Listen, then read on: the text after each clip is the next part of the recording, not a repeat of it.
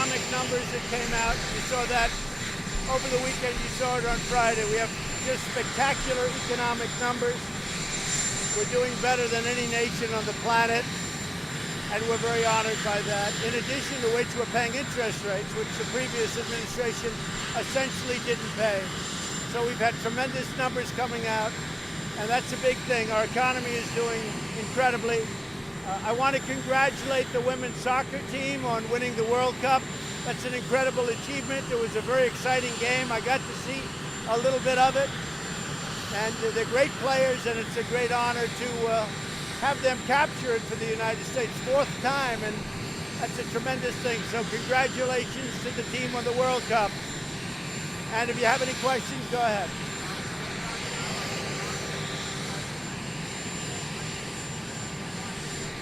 Iran better be careful, because you enrich for one reason, and I won't tell you what that reason is, but it's no good. They better be careful. You have a reaction to the British ambassador's comments that were reported about today? I haven't seen it, but, you know, we've had our little ins and outs with a couple of countries, and I would say that the UK and the ambassador has not served the UK well. I can tell you that. We're not big fans of that man, and he has not served the UK well. So I can understand it, and I can say things about him, but I won't bother. Yeah, we're moving ahead with the census. They're spending $15 billion or some ridiculous amount of money on a census. I don't know why we can't do that through the computers of the world, because frankly, that's the way you can do a census today, and probably a lot more accurately. But they're spending $15 to $20 billion on a census. They're asking everything except, are you a citizen of the United States? How ridiculous is that? So we are moving forward. We have a couple of avenues, and our Attorney General is doing a fantastic job in many ways, and I think he's got it under control.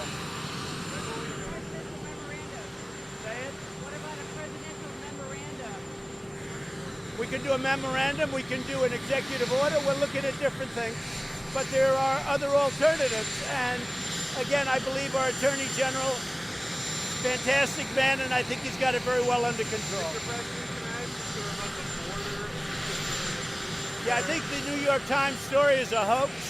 I think anything the New York Times writes nowadays, they're really, you know, they use the word unhinged. The New York Times, I call it the failing New York Times for a reason. Check out their unfunded liability and see what they're worth. They're a failing, they're already a failed New York Times. But when they write a story like that, I went to my people and they said, sir, it's not true. We told them about a crisis. They said it was manufactured. They laughed and they scoffed for months. And then it turned out that it wasn't manufactured. It's a crisis. We were right about that. We told them that the detention centers are really full, and they've got to change the loopholes, and they have to change asylum. They have to change the immigration laws. We can do it quickly, but we have no votes to do it because the Democrats won't vote. We need some of their votes. But the New York Times story is a fabrication. Now, I look at things and I saw visually, I had people there that told me the job that they are doing is incredible. And in all cases, if you look, people that came from unbelievable poverty, that had no water, they had no anything, where they came from, those are people that are very happy with what's going on because, relatively speaking, they're in much better shape right now. The Border Patrol and all of the law enforcement that's working on the border, it's incredible what they're doing. They've had to become nurses. They've had to become janitors. They've had to become things that they were never trained to do, all because the Democrats refused to change the loopholes and the asylum laws, the immigration laws. So I think it's a disgrace. And the New York Times is basically a partner with the Democrats, the way I look at it. They should never be allowed to write stories like that. It's a disgrace. So did the numbers fall? Female athletes deserve. Yeah, the numbers are going down because Mexico is doing a lot. Mexico is building up to over 20,000 soldiers at the border, so the numbers are going down, yes. Paid as much as their male. Do you believe female athletes can be paid as much as their male? I would like to see that. Now, you also have to look at numbers, because when you look at World Cup soccer, that's one thing, and you also have to look at soccer, professional soccer. You have to see who's taking in what. So I don't know what those numbers are. I would like to see that, but again, you have to look at the great stars of the men's soccer, the great stars of the women's soccer, and you have to see year-round, how are they all drawing? What is the attendance for women's soccer outside of World Cup? But I would like to see it, yes. Mr. President, you ever comment on Jeffrey Epstein charge? No, I don't know anything about it. That I don't know about. What? We haven't really thought about it. We will look at that, certainly. Yeah. You said earlier that Iran should be careful. What are you thinking about in terms of a response? Iran's doing a lot of bad things. And remember this, the Obama agreement, which was the most foolish agreement that you'll ever find, it expires in a very short period of time. So whether you have this conversation now or in a number of years from now, a few number of years, it's a very important conversation, except the way they want it, they would have automatic right to have nuclear weapons. Iran will never have a nuclear weapon. Thank you very much, everybody.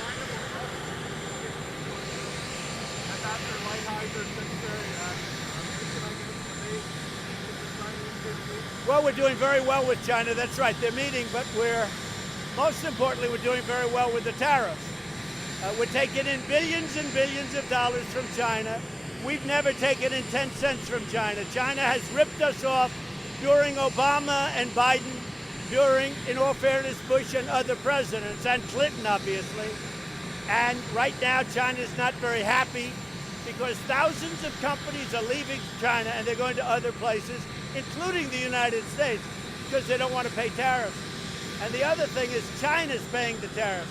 They're devaluing their currency and they're pumping money in. That's paying for the tariffs. Our people have not been paying for the tariffs. Thank you. Thank you. Well, if the Fed knew what it was doing, they would lower rates and they would stop quantitative tightening. If you look at Europe, what they're doing is they're pumping money in and they're having rates lowered so they can compete with us. Just remember, the European Union was set up in order to compete with the United States, okay? And when they have a man, Draghi, if you look at what he's done, I mean, he's made them somewhat competitive. Now, despite everything, they're not doing well and we're doing great. Europe is not doing well at all, they're doing great. But we're put in an unfair playing field when they cut interest rates and when they pump in a lot of money. And we're doing just the opposite. We're taking money out and interest rates have gone up. If the Fed didn't do what it did, or if it did even half, we would have a Dow that would be as good as it is. We're doing so good. But we would have a Dow that would be anywhere from 5,000 to 10,000 points higher. Is Chairman Powell's job safe, sir? What we're going to do is I'm going to start showing some of these detention centers to the press. I want the press to go in and see them. And I just spoke to Mark Morgan, and I just spoke with, as you know, Kevin. So we're going to send people in. We're going to have some of the press go in and sit because they're crowded, and we're the ones that were complaining about they're crowded. They're crowded because people come up. But now, thanks to Mexico, it's slowing down greatly, and I think you'll start seeing some very good numbers. But it is crowded. But we want to have the press go in and see. Because, you know, the New York Times, it really is fake news. Thank you, everybody. Thank you. Thank you very much, everybody.